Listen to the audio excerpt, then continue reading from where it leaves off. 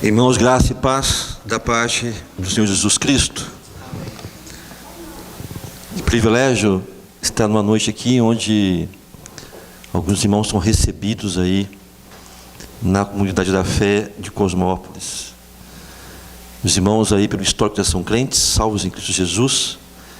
Me lembrei do texto de Lucas que fala assim, que a festa do céu diante de pecadores, a festa do céu diante de Deus quando pecadores se arrependem e professam Jesus Cristo como Senhor. Que bom acrescentarmos aqui mais pessoas que servem ao Senhor Jesus Cristo.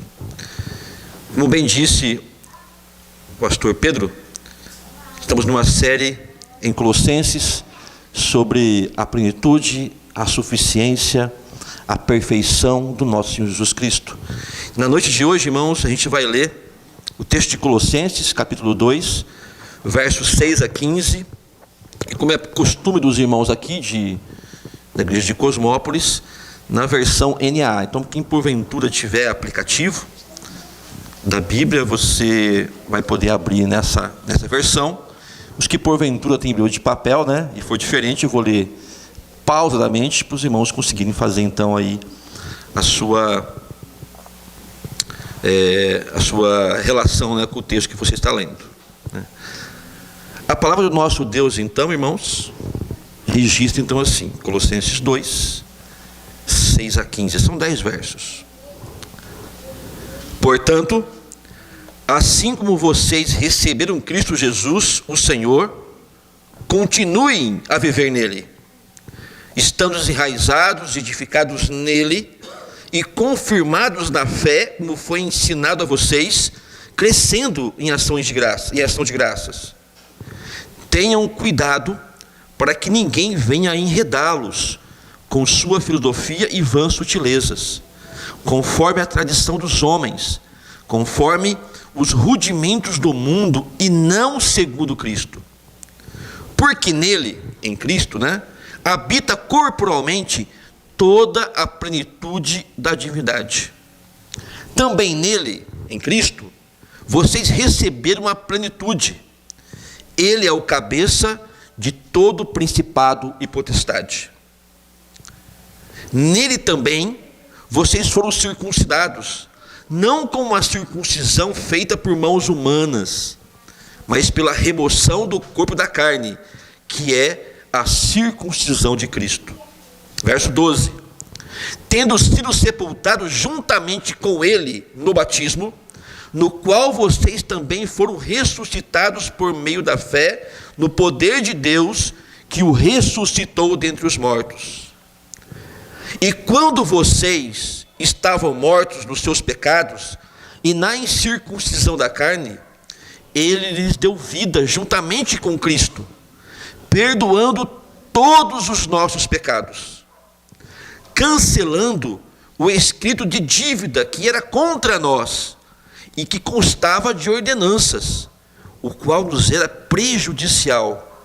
Removeu-o inteiramente, cravando na cruz.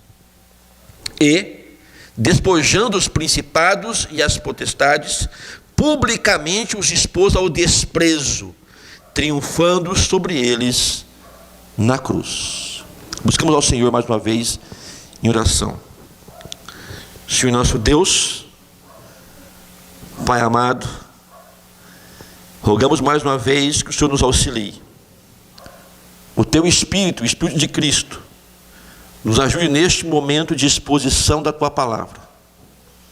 Sei com a Tua igreja, ó Deus, sei com a Tua congregação. Abre os olhos dos meus irmãos, os ouvidos, para que eles aprendam mais de Ti e vivam o poder do Evangelho na plenitude de Cristo.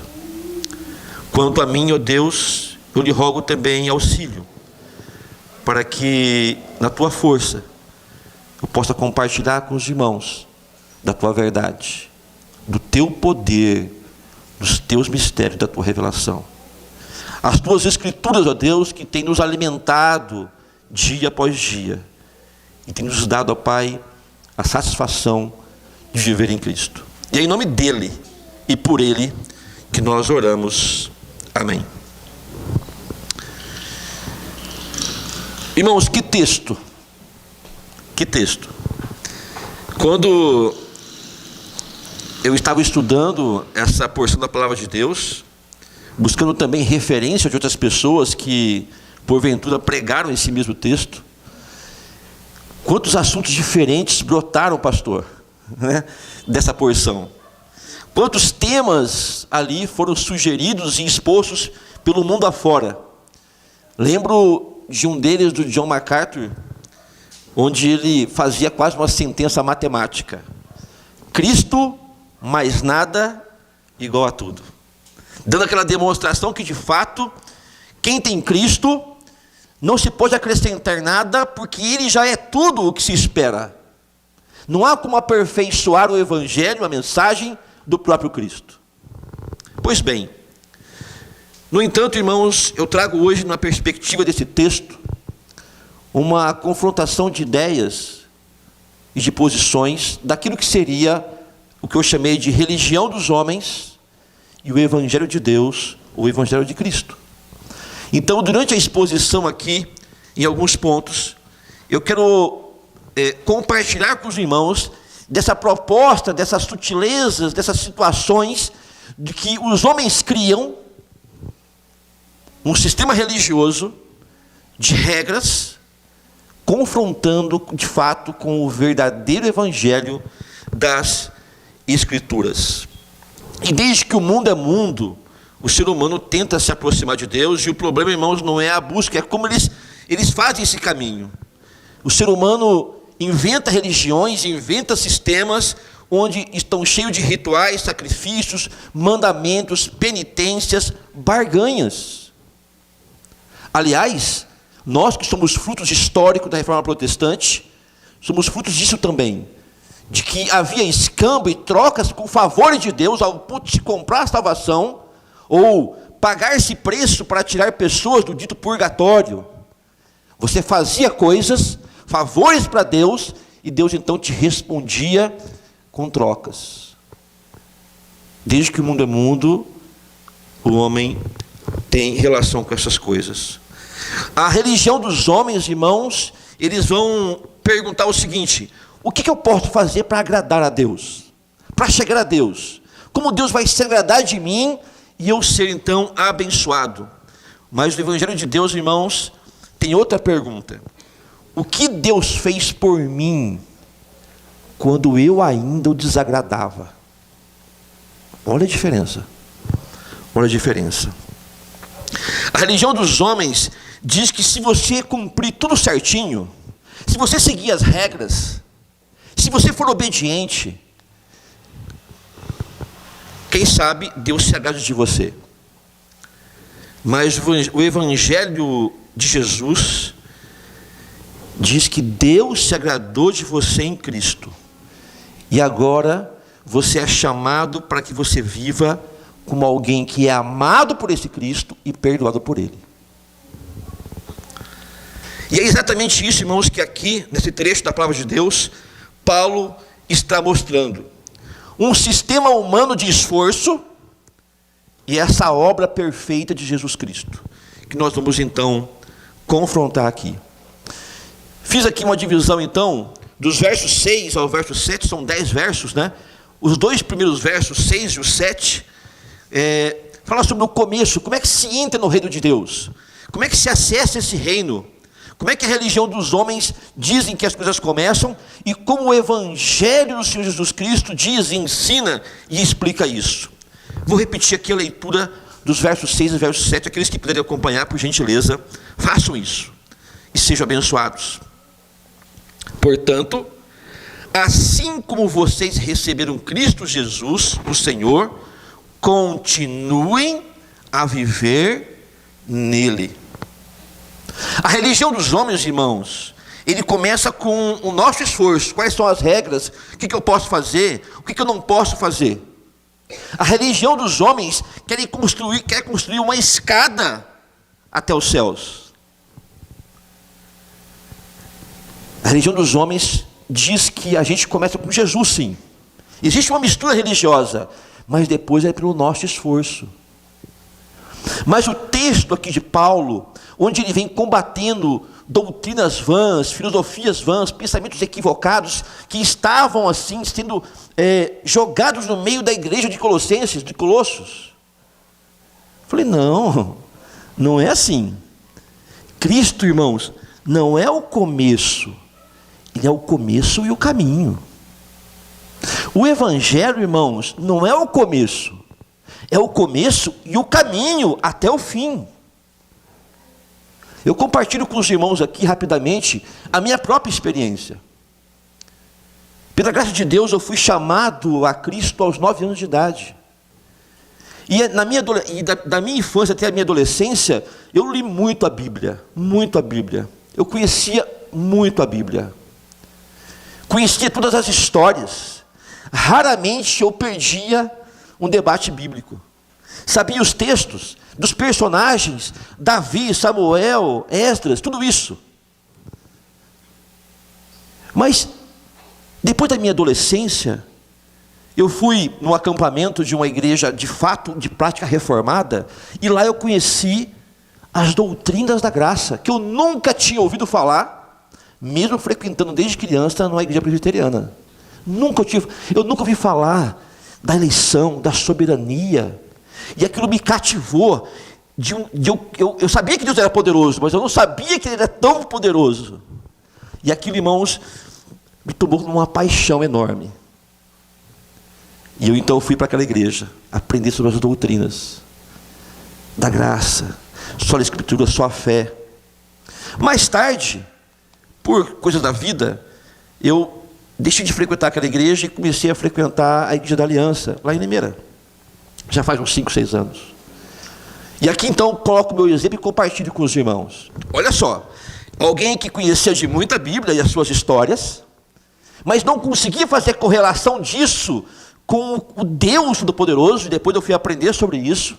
Mas só mais tarde, irmãos, olha o perigo, só mais tarde, quando eu estava nessa igreja, agora, né, a minha igreja, eu comecei a perceber uma ênfase insistente dos pregadores. O Evangelho. Olha o Evangelho. Não é moralismo, não é legalismo, não é pela tua força, não é pelas tuas regras, não é pelo que você faz, não é pelo que você conhece, não é só sabedoria. E essa ênfase começou a me incomodar, e eu comecei a perceber que mesmo vivendo tanto tempo no ambiente religioso, eu não tinha essa noção exata de que o Evangelho, irmãos, era o começo, o caminho e o fim. Deus me deu a graça de poder compartilhar com os irmãos desse texto, viu, pastor? Que é a história da minha vida.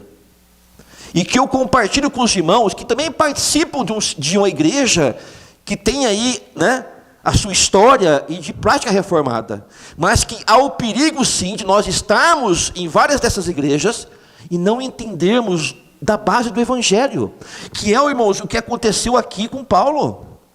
E a igreja, gente, eu não estou entendendo. Vocês foram salvos por Cristo. O Evangelho chegou até vocês. Vocês entenderam o que Cristo fez. Você reconheceu o seu pecado, a sua miséria. Miserável homem que sou. Você se viu na lama do pecado e você precisou de um Salvador. E você abraçou essa fé. E você professou essa fé diante dos homens.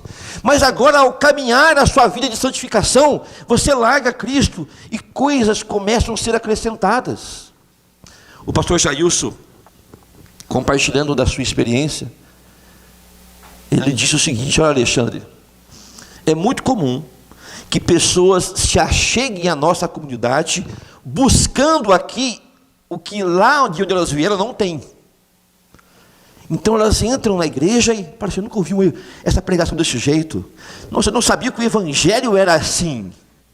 E elas começam então a fazer comparações e eu quero isso para mim. Mas passa o tempo, irmãos, e as pessoas se cansam. E as pessoas querem mais coisas. Mas não é só isso. E aí elas começam a ter saudades das coisas que elas tinham antes. Nossa, eu queria tanto um coral aqui, né? Ai, eu queria tanto uma sociedade assim. A gente devia ter mais trabalho desse jeito, né? Saudade de situações que elas viviam lá, mas elas se esquecem de como que elas começaram esse amor pelo Evangelho, que a deslumbrou, que a espantou. Olha, irmãos, se acontece hoje ainda na visão do pastor Jailson, se Paulo aqui faz essas observações para que esse mal não venha destruir a igreja, estejamos nós atentos a isso também. É a religião dos homens. Então, pela graça, irmãos, é que nós somos chamados. E aí, essas pessoas que vêm pela religião dos homens, mais tarde, viram hipócritas. Usam máscaras, porque elas vão cumprir ritos, e por dentro continuam podres. Mas aqui, como foi dito, assim como vocês receberam Cristo Jesus pelo Evangelho, continuem a viver nele, andem nele. Nós, irmãos, nós não começamos pela fé para terminar no esforço. Recebemos Cristo pela fé e continuamos pela fé. E aí o texto vai dizer o seguinte, como bem citou aqui na liturgia o pastor, que Paulo vai falar assim: olha, vocês estão enraizados, edificados, confirmados, transbordantes de gratidão. E esses verbos no original, irmãos, eu digo aqui, não por compartilhar a curiosidade do grego, que eu nem entendo, eu fui buscar pessoas que entendem. Enraizados, irmãos, não é que é aquela recomendação, que agora você precisa criar raízes, viu, irmão? Cria raízes, vem para cá, se finca. Não, os verbos aqui são de que você recebe isso, você foi feito assim. Deus te enraizou, nós fomos enxertados, viu, Manu? Deus te pegou, Manu, e te enxertou na videira verdadeira. E dessa videira você se alimenta. Ele te enraizou, não foi você que fez. O nosso Deus é o Deus que nos edifica. Agora aqui, se antes ele fez uma comparação de uma árvore, agora ele faz de um edifício. Nós entramos no Evangelho, nesse reino, e não é estático, é dinâmico, é de crescimento, é de maturidade, é de santidade, é de aprendizado. Não podemos ficar crianças, temos que amadurecer, edificados, tijolo a tijolo. Mas quem faz isso também é o nosso Senhor que faz isso. Vocês que estão em Cristo, viram para o Evangelho, vocês estão enraizados, foram enxertados. Nós então, os gentios, que não éramos da promessa, mas fomos abraçados por este Evangelho, e agora também vocês são edificados. E não só isso, vocês são confirmados, vocês não vivem na dúvida. Irmãos, a dúvida é difícil, né? Hoje todo mundo usa carro ou Uber, mas na época de ônibus, não era muito chato chegar no ponto de ônibus, o ônibus passou ou não passou? Né? Você não sabe se passou ou não passou, né? Eu vou a pé, que é mais rápido, ou eu espero? Ele adiantou ou não? A dúvida que se eu fiz isso, eu perdi a salvação. Se eu não fiz isso, eu não perdi a salvação. Se eu fiz isso, Deus não me ama mais. Se eu fiz aquilo, Deus me ama mais um pouco. Não, o texto diz que nós somos enraizados, edificados e confirmados por Ele. E isso, irmãos, nos gera uma situação de ações de graça, corações gratos, corações que entendem pelo que eles vieram ao Evangelho, são corações mais protegidos pelo legalismo, pelo moralismo que nos ronda, tanto com filosofias e ideiazinhas, como do nosso próprio coração. É assim que Deus nos coloca. Um outro ponto, irmãos, de diferença entre a religião dos homens e o Evangelho de Jesus Cristo, quero ler aqui os versos 8, 9 e 10. Vou ler de novo, para que os irmãos então fiquem fixados na mente. O que a religião dos homens promete? E o que o Evangelho realmente oferece? Vou ler aqui. Olha Paulo aqui, ó. Tenham cuidado. Opa! Para que ninguém venha a enredá-los. Enredá-los aqui, irmãos, é enganá-los, laçá-los, serem pescados por eles. Se Paulo está dizendo, olha, tenha cuidado, é porque há perigos. Não, eu me garanto. Irmãos, sabe uma filosofiazinha que aparece de vez em quando, que parece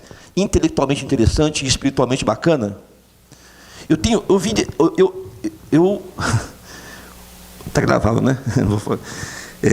Eu ouvi isso de pessoas aparentemente maduras e até pastores. Diziam o seguinte: olha, estou procurando uma igreja para o meu filho. Uma igreja que ele goste, que ele se sinta bem, que ele tenha amigos. Não é legal isso, irmãos? Olha que interessante, né? É que eu não preciso, já conheço, né? Já estou mais maduro, estou tranquilo, né? Então eu quero que ele que não consegue se dar bem, é difícil essa idade. Você vai na igreja e aí as pessoas, os adolescentes, né? As crianças, já tem um grupo delas. Mas quando ele está bem aqui, então é aqui que eu vou ficar. Olha só, é a mesma coisa que hoje em dia, né? O pai vai comprar um carro e leva a criança de 3 anos para escolher a cor. Ela vai definir: pai, eu não gosto disso aqui. Vai escolher a pior cor, porque o filho que manda, o filho que decide. E para uma dessas pessoas eu expliquei abertamente no confronto: irmão, não faz isso. Não faça isso. Cuidado. A sua família precisa que os pais estejam bem. Vocês precisam de uma igreja que lembre de vocês do Evangelho. Vocês precisam ser alimentados. E vocês vão alimentar o seu lar. Se não tem criança, evangelize para ter mais criança. Convide os amigos, lute, fala com o pastor, com o conselho, que mais gente venha e cresça e crie uma comunidade. Mas não faça essa loucura de achar que você já está suficiente. Já conheço, já entendo. Cuidado. Que isso? O nosso Deus, irmãos, é inesgotável. Nos céus, para onde iremos, no céu e na nova terra, viveremos aprendendo dele. Que loucura esse tipo de comportamento. Porque isso vem enredá-los, vou continuar aqui, com filosofias vãs e sutilezas, conforme a tradição dos homens. Sim, aqui existia judeus também que traziam para a igreja situações, olha, só Cristo não serve. Irmãos, isso é muito tentador. Aconteceu na igreja dos Gálatas. Não é, pastor? Aconteceu na igreja dos Gálatas. Imagina só alguém falar assim: viu, Paulo veio aqui, Paulo é bacana, e ele ensinou coisas legais. Falando dos Gálatas, tá? Aqui é o Colossenses, né? Ó, coisas legais. Mas olha, Paulo, ele não viveu com Cristo lá, né? Então, ele não sabia de tudo, certo? E Moisés, gente, Moisés é muito bom. Abraão é muito bom, a lei é muito boa. Acho que Deus ia dar tudo isso e ia para largar? Não, então é o seguinte: olha, legal o que ele fez aqui, tem Cristo, nós também cremos em Cristo, mas olha, irmãos, tem que circuncidar. Olha a lei, tem que ter a marca. E as pessoas, olha, não é verdade? Não é verdade, irmão? Parece concílio bom, né? Ele não desmereceu Paulo, mas temos que progredir, temos que mudar para melhorar, temos que mudar algumas coisas para atrair mais gente.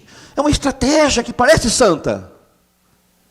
Mas olha os perigos que isso nos leva, porque isso acrescenta, isso desmerece, isso anula, isso joga lama naquilo que Cristo fez, que é suficiente, e que as coisas lá de trás, irmãos, que eram importantes, são importantes historicamente, são sombras. É só um apontamento. Por exemplo, os irmãos bem sabem, né? Nós temos um feriado, mas nós não comemoramos a Páscoa. Não faz sentido comemorar espiritualmente a Páscoa. Por que não? Porque aquilo apontava para uma situação que já aconteceu em Cristo. Hoje nós temos a Santa Ceia, que nos aponta para outra coisa, para outra esperança, para a vida de Cristo. Então a Páscoa, naquele cerimonial, é só uma sombra. Mas hoje, irmãos, as pessoas constroem templo de Salomão e outras coisas mais, né? Continuando aqui, conforme os rudimentos do mundo e não segundo Cristo. E rudimentos do mundo aqui, termo difícil de traduzir, viu? Dos seus comentários. Rudimentos do mundo aqui é a ideia de que estava havendo uma confusão ali na cidade de Colossos, né? Porque havia uma crença assim, irmãos, sobre os elementos do mundo: água, fogo, terra, água, fogo, terra, ar. Quem já viu alguns desenhinhos? Existem desenhinhos de super-heróis, ou não é nem heróis, né? De de personagens superpoderosos, que eles controlam a água, controlam o fogo, controlam a terra, né? E eles lutam entre si e tal. Porque havia de fato uma crença que seres espirituais cuidavam dessas coisas elementares do mundo e que eles tinham influência, e isso gerava um mistério. Também existia a ideia de que anjos participavam disso. Irmãos, alguns dizem que a mistura da heresia em Colossos era tão assim, sincrética, que é chamada de quê? Heresia de Colossos, que não tem nenhum outro comparativo nas outras igrejas que a Bíblia registra, de tão doideira e louca que era o que eles estavam passando por lá. E aí o 9 fala assim, verso 9, porque nele quem? Em Cristo, habita corporalmente toda a plenitude da divindade. Se existe um mistério, porque eles queriam esses mistérios. Olha, irmãos, eu já tive conversas com seminaristas que, infelizmente, IPB, Igreja Presbiteriana do Brasil, e que, infelizmente, frequentavam seminário liberal, né? Ao ponto de eles falarem assim, olha, isso aqui não pode contar para os irmãos da igreja. Imagina isso, presbítero Alberto. Seminaristas, numa roda, primeiro ano, e eu ali no meio deles, eles param de falar, eu era amigo de alguns. Não podemos contar. Não dá um ar de santidade? Nós estamos recebendo essa verdade, mas é uma verdade que as pessoas não estão preparadas para ouvir. Olha que loucura isso. Olha que verdade aqui, irmãos. Naquele corpo humano, Jesus Cristo, diz as Escrituras, estava toda a plenitude da divindade. Isso é um absurdo. Isso é louco. Mas isso é verdade.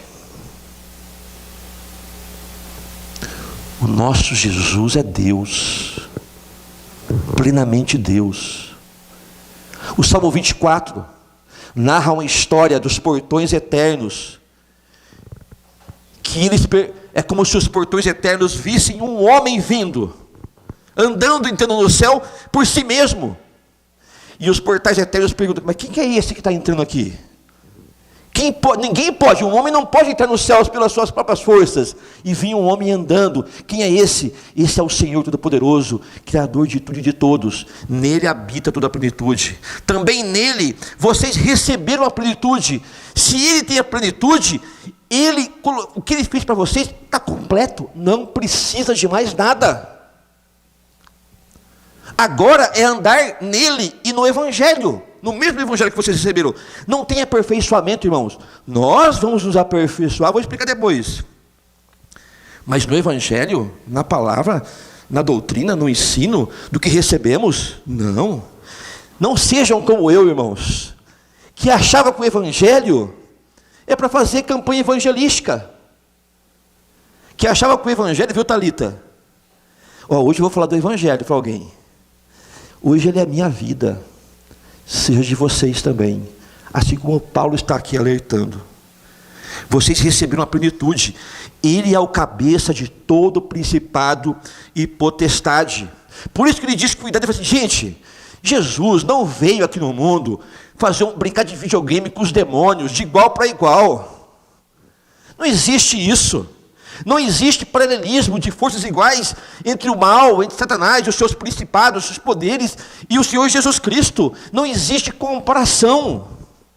Irmãos, vamos ser sinceros. Pense comigo. Lembra da tentação lá no deserto? Que o diabo oferece assim, se prostrado me adorares, te dou os reinos do mundo. Imagina Cristo recebendo essa prova. Mas peraí, eu que fiz essas coisas, eu criei essas coisas, eu estava lá, eu que trouxe a existência, aliás eu também criei. Nele habita toda a plenitude, e o que ele fez é completo em nós, pelo poder do seu Evangelho. A religião dos homens, irmãos, se sustenta no tripé. Quero aqui compartilhar com vocês. Ele fala da culpa. Se você não fizer, Deus te castiga. ele também provoca medo. Se não cumprir, o diabo te pega. Ele também coloca interesses. Faça isso e Deus te dará algo em troca. E aí, irmãos, o que vira? Vira um campeonato das pessoas idiotas lutando pelo lixo da terra. As pessoas querem fazer coisas para Deus que não precisa, que é dono de tudo, quer dar ouro, quer dar dinheiro, quer fazer sacrifícios para serem abençoados, para elas ganharem coisas que elas não precisam, porque estão fúteis, estão vãs, vão derreter no fogo. Ajuntem dinheiros, ajuntem tesouros que são para o céu. Os daqui da terra, irmãos, ficarão aqui. Gente que fica competindo na religião dos homens para mostrar quem é mais abençoado, mais próspero, né? Quem aparenta mais santidade, quem faz isso, quem ora mais, quem acorda mais cedo, quem sabe mais doutrina, quem conhece isso. Que isso? E Cristo fica de lado, porque nós somos tão finitos que a gente se ocupa com essas coisas, irmãos, e esquece Cristo. Mas o Evangelho fala: Cristo habita corporalmente toda a plenitude da divindade, e nele vocês estão completos. Quem tem Cristo não precisa de amuleto. Quem tem Cristo não tem medo de olhar gordo. Quem tem Cristo não precisa de campanha, não precisa de corrente, de barganha e nem de modismo. Quem tem Cristo, irmãos, não está em déficit, tem a plenitude do Senhor, né? Deus, nosso Deus Jesus, não disputa com o poder com os principados, Ele governa. É isso que o texto fala. Que isso? Vocês estão loucos? Pegando essas coisinhas, o nosso Cristo, aquele que nos abraçou pelo Evangelho, Ele governa. Não existe batalha equilibrada entre luz e trevas. A cruz, irmãos, não foi um empate. A cruz foi uma conquista. A morte foi derrotada. Os inimigos foram derrotados. Irmãos, a parte final, do 11 ao 15, eu vou aqui fazer um comentário, não vou ler todos os versículos de novo. É que a religião dos homens tenta resolver algumas coisas. E o Evangelho de Cristo já resolveu. A religião dos homens tenta consertar o comportamento. E o Evangelho, irmãos, mata o velho homem e traz um novo. Irmãos, quantas pregações eu tenho visto por aí, em igrejas consideradas históricas e boas e reformadas, mas preocupadas com o comportamento, com o que vocês fazem. Olha, vocês vão sair daqui, vão fazer assim, vão fazer assado. Mas, irmãos, o que importa de verdade, é quem você é. Você está em Cristo ou não está em Cristo? Alguém pode pensar: peraí, Alexandre, então não importa o que eu faço? Não importa. Não, peraí, então eu posso fazer o que eu bem entendo? Olha, você pode. Então eu posso ir para a balada, trair minha esposa, contar mentira, falar palavrões? Olha, o que eu tenho aprendido aqui, que é quem está em Cristo, morreu para si. É uma nova criatura no poder de Deus. Por que ela faria isso? Se ela é alguém que vive em Cristo. Você pode. Mas se você pode quer viver assim não é andar com Deus. Nem começou. A religião diz: pare com isso. O Evangelho diz: você morreu em Cristo e ressuscitou com Ele. A religião, irmãos, trabalha de fora para dentro. As pessoas que fizeram: eu fui provocado, olha a tentação, olha o que o diabo fez, pastor. Irmãos, o Evangelho de Cristo mostra que o problema é interno, é do coração, é de dentro para fora. Mas ele também fala que nós somos sepultados com Cristo no batismo, como diz o texto aí. O Evangelho, irmãos, ele não veio... Olha, nós somos uma igreja reformada, porque havia sim o Evangelho que foi deturpado, e nós reformamos e voltamos às doutrinas dos apóstolos. Mas em termos do cristão, da pessoa, Deus não reforma. É morte e nascimento de novo. Não é puxadinho. É por isso que aquela circuncisão na carne, aquele símbolo, Cristo, irmãos, quando nos circuncidou no batismo, nós morremos, nós fomos crucificados com Ele, na cruz. Não sou eu mais quem vive, mas Cristo vive em mim. Aquele que quer vir após mim, nega-se a si mesmo, toma sua cruz e siga-me. Esse é o caminho de negar a si mesmo, de mortificar a sua própria carne, de depender dEle, de vencer o pecado por Ele. E fomos, irmãos, ressuscitados com Cristo pela fé. Fé não é emoção, mas é o oxigênio da nova criatura. Diz o texto que nós lemos, irmãos, que Cristo também não foi só isso, tem mais coisas, tem mais belezas, tem mais plenitude. Olha o mistério aqui. Quando então, viu, Ricardo? Quando o inferno poderia falar assim, olha, eu quero o Ricardo, porque eu estou com a ficha dele aqui. O que o Ricardo pensa? Ah, se vocês soubessem o que ele pensa. Estou com a ficha dele aqui, mas Cristo pegou essa ficha, essa dívida, esse escrito, e cravou na cruz, e cancelou essa dívida. Satanás, irmãos, hoje não tem condições, não tem autoridade, ele não é a potestade que pode falar assim, acusar o Ricardo, Ricardo, você fez isso, ele não tem esse poder mais, é um leão que ruge, mas um leão desdentado, é um diabo que nos tenta, que nos provoca, que quer derrubar, mas é um diabo acorrentado, ele não tem mais esse poder. Nós somos livres da culpa, irmãos. Olha, se eu fosse usar a culpa aqui, vocês não imaginam o que um pregador faria com vocês, ou quanto eu arrancaria dinheiro do bolso de vocês com a culpa.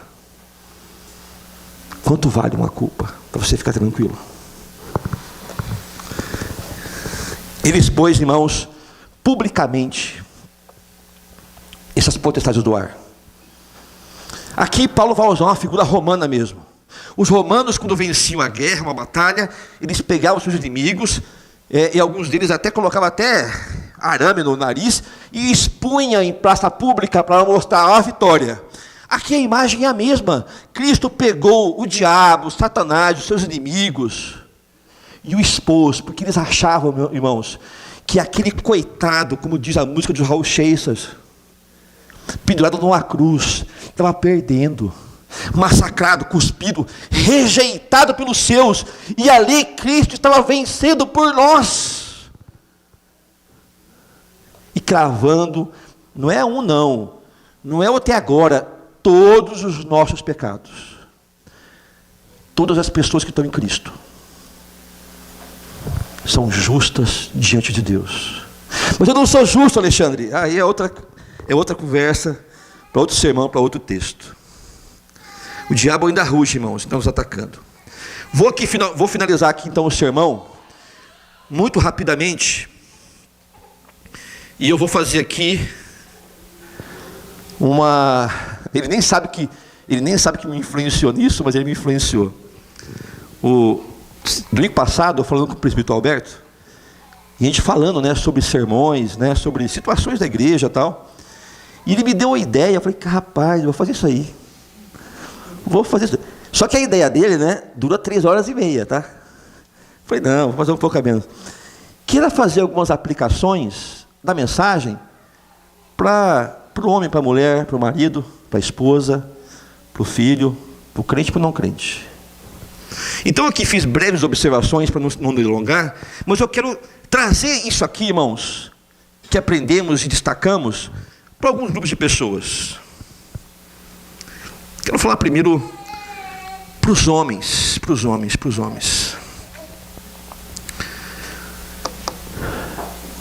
homens têm sido ensinados na nossa época a não mostrar fraqueza. Apesar de homens mesmo hoje está difícil, né?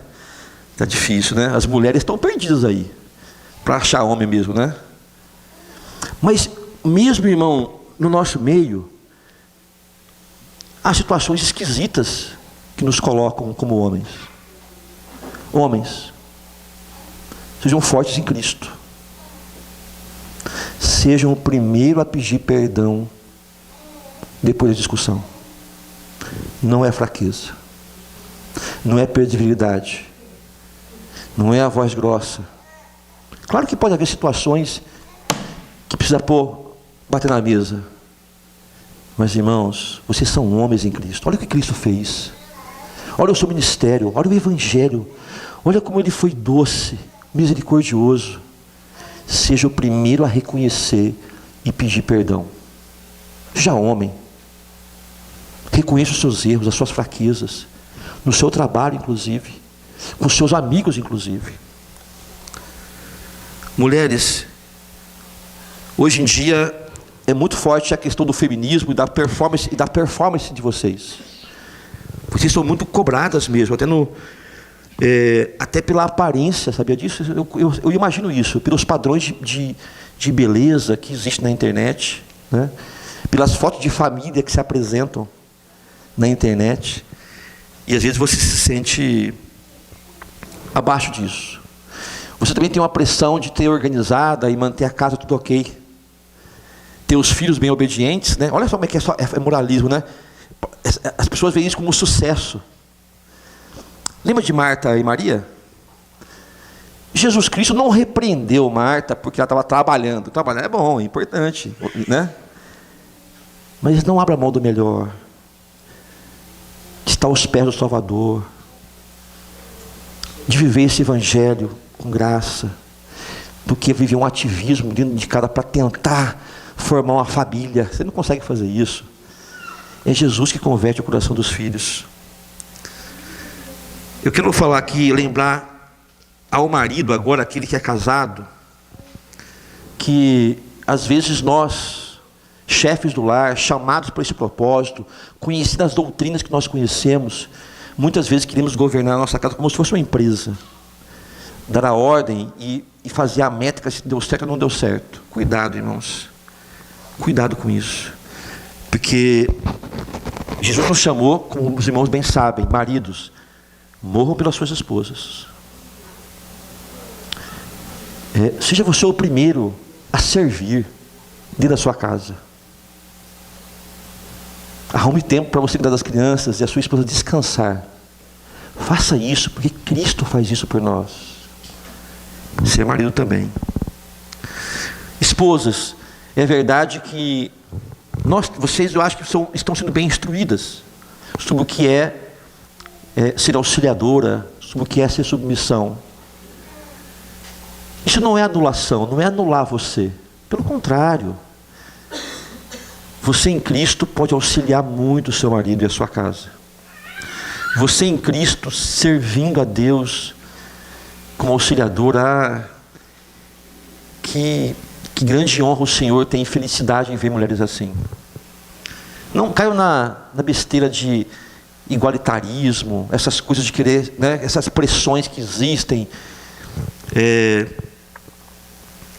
No Evangelho, a submissão, ela não é uma prisão. Aprenda isso. Quero falar um recado para os filhos e para os jovens. Para os filhos e para os jovens. Eu tive uma conversa bem... Minha filha, a Maria, imagino que a Manu também está nesse processo, né, no processo de avaliação aí para a pública profissão de fé. Né? E aí, elas estão prontas ou não estão prontas? Elas creem em Deus ou não creem em Deus? Porque nós, irmãos, os adultos, nós ensinamos nossos filhos a fingir também, a usar máscaras. Eles respondem certinho, eles sabem tudo, mas eles amam a Cristo. Eles reconhecem que são pecadores. Elas estão prontas a negar a si mesmo em prol do próximo. Lá em Gálatas, Paulo vai resumir. Qual é o resumo do mandamento? Eu tenho a Bíblia, eu tenho os 10 mandamentos, eu tenho um outro texto que fala assim, olha, é amar a Deus sobre todas as coisas e ao próximo a ti mesmo, mas Gálatas vai resumir mais ainda, olha, o verdadeiro mandamento é esse, ame o teu próximo.